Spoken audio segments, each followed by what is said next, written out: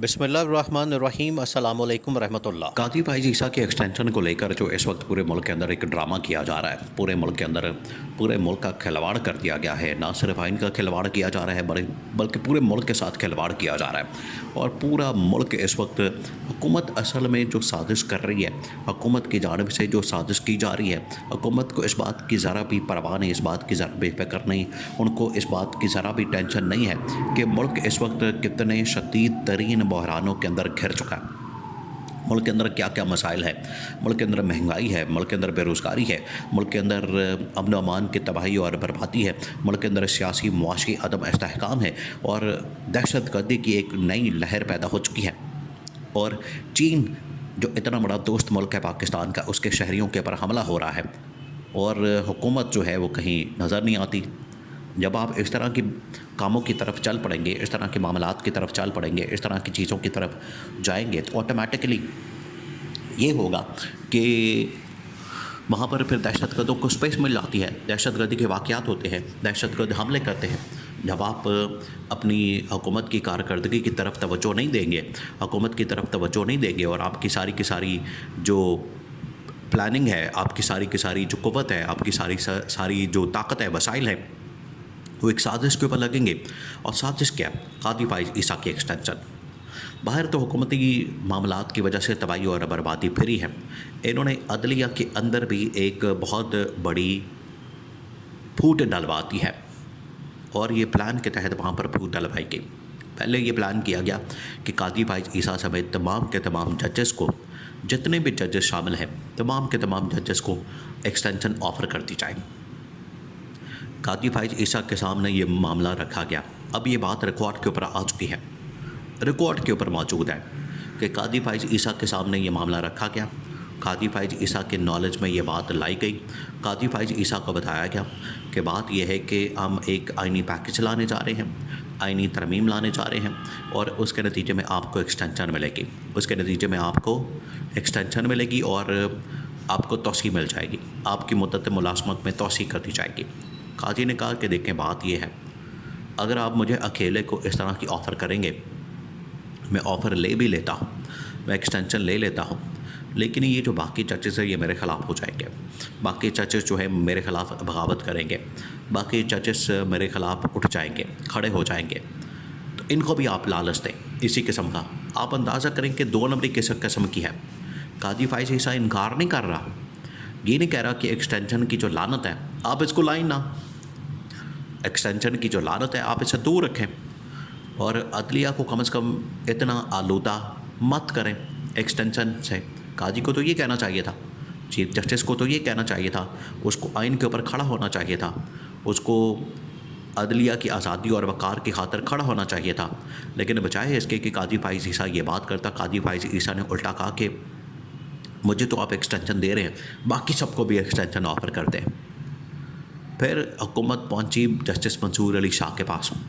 2 group बने हुए थे, वाज़े तौर पर नज़र आ रहे थे। कादी फाइज ईसा के एक्सटेंशन से पहले ये मामला सामने आ चुका था, जिसकी वजह से कादी फाइज ईसा के ख़िलाफ़ जजेस बहुत ज़्यादा तादाद में हो चुके थे और ख़ास तौर पर यह मामला उस वक्त खुल गया था जब जुलाई के बिल्कुल शुरू में 10-12 जुलाई को ये फ़ैसला दिया गया था मखसूस नशस्तों के मामले के ऊपर। कादी फाइज ईसा अक़लियत में चला गया, 5 जजेस एक तरफ जिसमें कादी फाइज ईसा शामिल था और 8 जजेस एक तरफ थे। तो 8 से तो वाज़ेह हो गया था कि 8 जजेस कादी फाइज ईसा के साथ नहीं हैं और 8 जजेस को लीड करने वाला कौन था? मंसूर अली शाह। अब मंसूर अली शाह के पास ये पहुंच गए हुकूमत वाले और हुकूमत ने जाके उनके सामने ये सारा पैकेज रखा, डील रखी, उन्हें ऑफ़र दी, आपको भी हम एक्सटेंशन देते हैं। लेकिन मंसूर अली शाह को बताता है कि कादी फाइज ईसा को एक्सटेंशन मिल गई और मुझे भी मिल गई। दोनों सूरतों में एक्सटेंशन मिलेगी तो मेरा चीफ जस्टिस बनने का रास्ता हमेशा के लिए बंद हो जाएगा, लेकिन अगर एक्सटेंशन नहीं होती तब मैं चीफ जस्टिस बन सकता हूँ। तो कोई बेवकूफ़ आदमी तो नहीं है जो मंसूर अली शाह कि एक्सटेंशन लेके अपना चीफ जस्टिस बनने का रास्ता खुद बंद कर दे। उसने कहा कि एक्सटेंशन नहीं होगी और उसी की सूरत में ही मैं चीफ जस्टिस बन सकता हूँ। तो जस्टिस मंसूर अली शाह ने तो साफ इनकार कर दिया। जब जस्टिस मंसूर अली शाह ने इनकार कर दिया तो इसका मतलब है कि तकरीबन कोई 8 जजेस ने इनकार कर दिया कि वो नहीं एक्सटेंशन लेंगे। अब मज़ीद जजेस जो हैं वो मंसूर अली शाह के साथ मिल गए हैं। देखिए, इमरान खान ने पहले बता दिया था कि आप इदारों को, ये इमरान खान ने बता दिया था कि इनका तरीका वारदात क्या होता है, ये किस तरीके से इदारों को तबाह करते हैं। ये इदारों के अंदर अपने बंदे लगाते हैं और फिर एक एक करके उसके अंदर तबाही फेरते हैं। अब क्योंकि ये लास्ट स्टेज के ऊपर मामला आ गया है, अब अक्टूबर के बिल्कुल आखिरी दिन चल रहे हैं, 25 अक्टूबर की तरफ मामला जा रहा है और 10 दिन रह गए। एसक्यू समिट है, उसके बाद एक अटैम्प्ट की जानी है काजी फाइज ईसा की एक्सटेंशन की, और ये 10 दिनों के अंदर अगर आईनी तरमीम पास हो जाती है तो एक्सटेंशन हो जाएगी, वरना एक्सटेंशन की कहानी ख़त्म और उसके बाद हुकूमत की भी कहानी ख़त्म। इमरान खान ने पहले बता दिया था कि अगर ये आईनी तरमीम करने जाते हैं तो आप लोगों ने एहतजाज करना है। इमरान खान ने पहली अटैम्प्ट के ऊपर तो एहतजाज करके आईनी तरमीम का रास्ता रोक दिया। अब टोटल इनके पास 5 दिन है पीछे। 5 दिनों के अंदर इमरान खान ने भी कह दिया कि एहतजाज करें, और अगर आईनी तरमीम लाने की कोशिश की जाती है तो लोगों को सड़कों पर लाए ताकि ये आईनी तरमीम ना हो सके। अब जहाँ पर इमरान खान ने बाहर एक स्ट्रैटेजी बनाई है, वहीं पर अंदर जजेस की जानिब से तकरीबन को 10-12 जजेस हो चुके हैं जो कि एक्सटेंशन के ख़िलाफ़ है, वो भी खड़े हो गए हैं और उन्होंने भी कहा है कि हमने किसी सूरत एक्सटेंशन को नहीं मानना।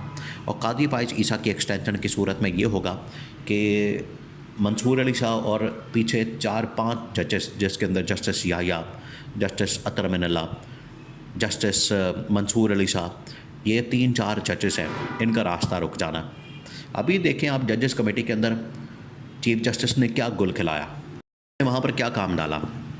उसने जस्टिस मुनीब अख्तर को जजेस कमेटी से निकाल दिया और अपने यार को, अपने दोस्त को, अदलिया भी ऐसे ही चलती है, अदलिया का निज़ाम भी कोई यारी दोस्ती के ऊपर चलता है, वहाँ पर भी कोई अकरबा परवरी होती है, वहाँ पर भी कोई नेपोटिज्म होता है। हद है, वैसे इंतहा है यहाँ पर करप्शन और लूट मार की, अकरबा परवरी की और नेपोटिज्म की और अपने इक़्तिदार की और अपने एक्सटेंशन की। काजी फाइज ईसा ने वहाँ से मुनीब अख्तर को हटा के तो अपना यार जो है, अपना दोस्त जो है जस्टिस अमीनुद्दीन खान, उसको लगा दिया, जिसकी वजह से जजेस कमेटी की तश्कील भी मशकूक हो गई, गैर आइनी, गैर कानूनी हो गई, ऑर्डिनेंस भी गैर कानूनी, और जस्टिस मंसूर अली शाह समेत अब तकरीबन 10 जजेस जो हैं वो काजी फाइज ईसा के ख़िलाफ़ हो चुके हैं, अंदर से बगावत हो चुकी है और ये कहते हैं कि आइनी निज़ाम को ठीक करना है, अदलिया के निज़ाम को ठीक करना है, आइन को ठीक करना है। तो ये अगर इस तरह की हरकतें करेंगे, एक तो अंदर से बगावत हो जाएगी और पूरी अगर अदलिया इस्तीफ़ा दे के घर चली जाती है तो इनको फिर अदलिया के निज़ाम को संभालना बड़ा मुश्किल हो जाना है इनके लिए। तो इतना बड़ा हुकूमत रिस्क नहीं ले सकेगी। वकला और आवाम एहतजाज के लिए तैयार हैं और इमरान खान कामयाब होगा।